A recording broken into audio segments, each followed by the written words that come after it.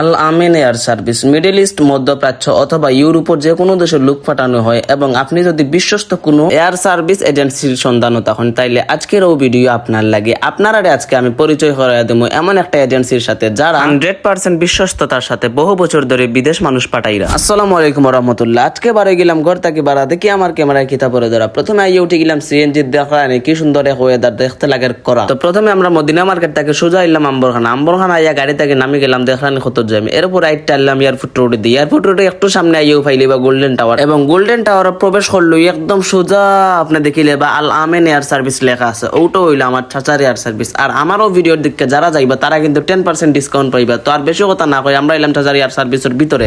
তখন দিয়া যায় কিলা খাই মই কিলা কতদিন লাগবে তা আসো তো আমরা আসো ফাইল ফটো সব রেডি করে লিমু সপ্তাহ করে কালকে ফিঙ্গার দিলে মোটামুটি 15 দিন লাগবে সময়।